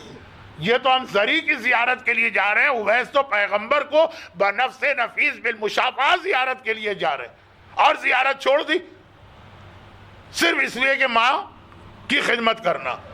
اور زیارت چھوڑنے والے کا رتبہ زیارت کرنے والوں میں سے 99% لوگوں سے زیادہ بلند۔ اویس ٹاپ کے صحابیوں میں سے ایک آتے ہیں، ان کو صحابی بھی نہیں کہہ سکتے، رسول کا صحابی، امام کے تو صحابی ہیں۔ تو یہ بات تو آ گئی کہ باپ، کیونکہ مجھے کسی مومن نے جملہ کہہ بھی دیا بے اختیار۔ میں نے کہا کہ آج کل کے حالات، مسقط میں تو آپ بہت خوش ہیں، یہاں تو حالات بھی ٹھیک ہے۔ کہا مولانا سب سے بڑی خوشی یہ ہے کہ والدین کا ویزا نہیں ہوا تو وہ اپنے گھر میں، ہم یہاں پر، ہم، ہماری بیوی، ہمارے بچے خوش ہیں۔ اسے ایک نعمت سمجھا جا رہا، اسے غنیمت سمجھا جا رہا، خاص طور پہ وہ لوگ کہ جن کے گھروں میں پہلے بیوی اور ماں کا ٹینشن رہ چکا کہ بھئی یہ جائز طریقے سے ہم نے ایسا سلوشن نکالا، وہ آ ہی نہیں سکتی ہے، وہ وہاں پڑی ہے، ہم یہاں پہ بڑے آرام سے۔ کیا پتا کتنی بڑی برکت کو، کتنی بڑی نعمت کو ہم کھو رہے ہیں۔ اب یہ آج کل تو بہت جدید زمانہ آ گیا، براڈ بینڈ اور پتہ نہیں کتنا فاسٹ یہ انٹرنیٹ اور یہ سپیڈ۔ ہمارے زمانے میں گھر کی چھت پہ ایک وہ ڈش لگائی جاتی تھی جو ڈش اینٹینا کہلاتی تھی، اور اس کا صرف ایک کام تھا کہ فضا میں، آسمان، چینلز تو ہر وقت ہوتے ہیں، وہ صرف ان کو ریسیو کر کے وہ آپ کے ٹیلی ویژن کی اسکرین پہ لے کے آئے۔ اس کا صرف ایک کام تھا، یہ نہیں تھا کہ وہ خود وہ ڈش کوئی پروگرام بناتی ہو جو آلریڈی ہے، وہ نہیں بھی ہوگی تو فضا میں وہ سارے سگنل وگنل جا رہے ہیں۔ میں اکثر کہتا ہوں کہ ماں باپ رحمت خدا کا ڈش اینٹینا، رحمت خدا تو زمین و آسمان کے بیچ میں ہر وقت موجود ہے، بھری ہوئی ہے رحمت خدا سے یہ کائنات، لیکن آپ کو اپنے گھر میں ایک ریسیور چاہیے جو اس رحمت خدا کو ریسیو کر کے آپ کے گھر میں پہنچائے۔ اس ریسیور کا نام ہے ماں، اس ریسیور کا نام ہے باپ۔ انتہائی خوش قسمت ہے جسے اپنے گھر میں رحمت کھینچنے کا ذریعہ مل رہا ہے، اور انتہائی بدقسمت ہے جس کے پاس یہ ذریعہ ہے اور وہ اس کے استعمال نہیں کر رہا۔ اب یہاں پہ تو وہی ایک حدیث پڑھنے کا دل چاہ رہا ہے جو آیت اللہ سیستانی اور مرحوم آیت اللہ خوئی اور تمام وہ مراجع جنہوں نے توضیح المسائل لکھی، اس میں یہ حدیث ہے کہ جو دعا کہیں قبول نہ ہوتی ہو وہ اپنے ماں کا چہرہ دیکھ کے وہ دعا مانگی، فوراً قبول۔ رحمت خدا، رحمت خدا ہے، لیکن جب ماں اور باپ کی یہ اہمیت، رب کی کیا اہمیت ہوگی؟ باقی باتیں انشاءاللہ کل ہوگی۔ اور ماں اور باپ کے بارے میں یہ جملہ روایتوں میں، یہ وہ واحد رشتہ ہے کہ جب وہ مر بھی جاتے ہیں تب بھی ان کو اپنے سے زیادہ اپنی اولاد کی فکر ہوتی ہے۔ کیا مطلب اس کا؟ فرض کیجئے وہ قبر میں خدا نہ خواستہ کسی عذاب میں، اس عذاب میں بھی ان کو یہ فکر رہتی ہے کہ ہمارے بیٹے پر جو دنیا میں ہے کیا گزر رہی، ہماری بیٹی اس وقت کس حالت میں۔ اپنے عذاب کے آگے کوئی کسی کو یاد نہیں کرتا، لیکن بہرحال یہ واحد رشتہ ہے جس کے لیے واقعات بھی ہیں، روایتیں بھی۔ اور اولاد کا دکھ جتنا اولاد محسوس نہیں کرے گی اس سے زیادہ ماں محسوس کرے گی۔ یہی وجہ، ایک عجیب سی روایت مصائب میں پڑھ رہا ہوں، جو ایک سلسلہ ہے وہ بھی آگے بڑھے، اور یہ ہے کہ جو میرا موضوع ہے وہ بھی ایک عجیب سی روایت، بہت مختصر، کیونکہ 10 بج رہے ہیں تو اس کا مطلب ہے کہ تقریباً 1.25 گھنٹے کی مجلس ہو گئی۔ ماں اور اولاد کے لیے خدیجہ طاہرہ ماں ہیں فاطمہ زہرا کی۔ کل جو مصائب آپ کے سامنے آئے، جس کے لیے خلاصے میں ایک جملہ میں نے عرض کیا تھا، کربلا کے جتنے مصائب ہیں اگر آپ دیکھیے تو سب مدینہ ہی کے مصائب کو ذرا سا بڑھا دی، ذرا سا نہیں بہت بڑھا دی تو کربلا بنے گی۔ وہ انلارجمنٹ ہے کربلا، مدینہ کے مصائب کا، کربلا کے مصائب، مدینہ کے مصائب فاطمہ پہ نازل ہوئے۔ فاطمہ کی جو کیفیت ہے وہ تو سبت علیہ سے ظاہر بھی ہے، لیکن فاطمہ سے زیادہ قیامت اگر کسی پہ گزر رہی ہے تو وہ خدیجہ طاہرہ، ماہ. چنانچہ روایتوں میں زمانے رجعت کے جو حالات بیان کیے گئے، رجعت کا ذکر کل ہو چکا ہے کہ زمانے کے امام کے آنے کے بعد باقی 13 معصومین بھی ایک ایک کر کے آئیں گے. اس کو رجعت کہتے ہیں. 13 معصومین اس دنیا میں واپس آئیں گے. تو اس کے اندر جب 13 آئیں گے ان میں 12 مرد ہیں. مردوں میں سے سب سے آخر میں رسول اللہ آئیں گے. تو ابھی 12 معصوم وہ ہیں، خود امام زمانہ 13. 14واں معصوم جو معصوم کے بدلے لفظ معصومہ، وہ ابھی نہیں آئی. اور پیغمبر ایک مرتبہ عدالت لگائیں گے. اور یہ عدالت اس لیے لگائی جائے گی کہ زمانے کے امام کا ایک مشن جو ہے وہ رسول پورا کریں گے. ہر ظالم کو سزا، ہر مظلوم کو اس کا اجر اور بدلہ. یہ رسول عدالت کا محکمہ. جیسے مجھے ایک جملہ کہنے کی ضرورت نہیں ہے، آپ خود ہی سمجھ جائیں گے کہ امام زمانہ کی فوج کی قیادت خود ہی آپ کا ذہن کہے گا مولا علی سنبھالیں گے، اور عدالت کا نظام رسول اللہ سنبھالیں گے. اب یہاں پہ ذرا سا اختلاف ہے کہ پیغمبر یہ عدالت کہاں پہ لگائیں گے. پہلے ہم لوگ یہ اختلاف اس لیے نہیں بتاتے تھے کہ اس کو بتانے میں پھر بہت لمبی بحث ہوتی تھی. اب ضرورت نہیں. کئی روایتوں میں ہے کہ یہ عدالت کربلا میں لگے گی. چند روایتوں میں ہے یہ عدالت دکت القضاء مسجد کوفہ کے اس چبوترے پہ لگے گی. تو پہلے تو پھر یہ سمجھانا پڑتا تھا وہ ہے کیا، لیکن اب تو ظاہرین سے بھرا پڑا ہے مجمع. وہی چبوترا جو مسجد کوفہ میں، جو مولا کی عدالت. بہرحال ہمیں جگہ سے کوئی اتنا خاص اس وقت موضوع کا تعلق نہیں. پیغمبر وہاں پہ تشریف لا کے بیٹھیں گے، چاہے کربلا میں اپنی عدالت لگائیں اور چاہے مسجد کوفہ کے دکت القضاء اور بیت التشت کے سامنے عدالت لگائیں. اور اس کے بعد منادی اعلان کرے گا کہ ہر مظلوم کو آج دعوت دی جاتی ہے کہ وہ اس عدالت میں آئے اور اپنے اوپر ہونے والے ظلم کو بتائے. اور ہر ظالم کو آج اس کے ظلم کی اسی دنیا میں سزا ملے گی. مجلس کے شروع میں ایک لفظ آیا تھا آخرت، صرف قیامت کا نام نہیں، ظہور امام کے بعد بھی آخرت ہے. یہ آخرت کی سزا ملے گی. اعلان کرنے والا منادی یہ اعلان کرے گا آج وہ عدالت لگی جس کا پورا فیصلہ عدل اور عدل اور عدل پر ہوگا. ہر مظلوم کو بلایا جاتا ہے، مگر خالی ان مظلوموں کو نہیں جو اس زمانے میں زندہ کا آدم سے لے کے آج تک جتنے مظلوم ہیں سب کو بلانا ہے. حابیل بھی آئے گا جو ظاہری واقعات میں پہلا مظلوم تھا، اور قابیل کو بھی لا کے سزا دی جائے گی. مگر یہ سب بھی بعد میں آئیں گے. جیسے ہی یہ اعلان ہوگا ویسے ہی ایک مرتبہ سب سے پہلے رسول اللہ کی اس عدالت میں 2 خواتین پورے حجاب کے ساتھ آئیں گی. ایک خدیجہ طاہرہ ہیں اور خدیجہ کے پہلو میں خدیجہ کی بیٹی فاطمہ زہرا ہے. سب سے پہلے عدالت میں آنے والی خدیجہ طاہرہ ہے. سب سے پہلے عدالت رسول میں آنے والی فاطمہ زہرا ہے. اور ایک بار فاطمہ زہرا اس عدالت میں ایک لفظ کہہ دیتا ہوں، بہت اطمینان کے ساتھ آئیں گی. یہ لفظ کیوں کہا؟ اس لیے کہ اس سے پہلے بھی فاطمہ کسی عدالت میں جا چکی ہیں اور وہاں پہ فاطمہ نے جن مصائب کا سامنا کیا انشاءاللہ آنے والی مجالس میں ذکر ہوگا. آج بابا کی عدالت ہے، عادل خدا کے عادل نمائندے کی عدالت ہے. خدیجہ آگے آئیں گی اور آگے آ کے کہیں گی یا رسول اللہ، اس سے پہلے کہ میں اپنا مقدمہ آپ کے سامنے پیش کروں صرف ایک گواہی مجھے آپ سے لینا ہے. یہ بتائیے کہ کیا میں نے آپ کا حق وفا ادا کیا، وفاداری کی؟ پیغمبر کی آنکھوں میں آنسو آئیں گے اور کہا کہ اے خدیجہ، تو نے تو ایسا حق ادا کیا کہ میں ہر ایک کے حق کا بدلہ دے چکا ہوں، تیرے حق کا بدلہ ممکن نہیں. یا رسول اللہ، ایک بات اور بتائیے، کیا میں نے امت کا حق ادا کیا کہ نہیں؟ کیا میں ان کو ماں بن کے نہیں پالا؟ کیا میں نے ماں بن کر اس امت کے حق کو ادا کیا؟ پیغمبر کہیں گے خدیجہ، میری امت تیرے احسان کا بدلہ چکا نہیں سکتی.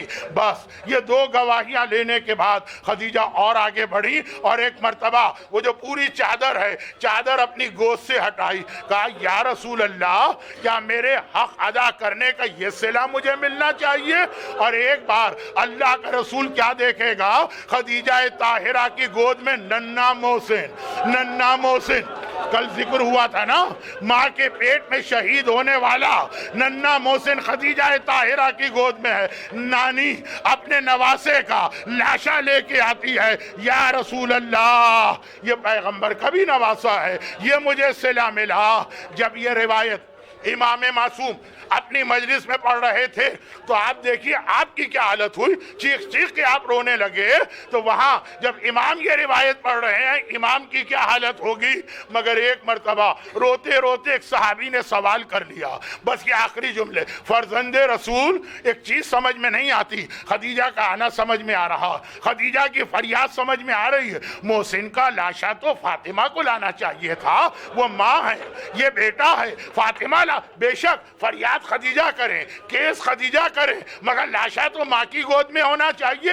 عجیب جملہ امام نے ارشاد فرمایا، ایک مرتبہ کا سوال کرنے والے، فاطمہ کی گود خالی کب ہے کہ محسن کا لاشا اٹھائیں؟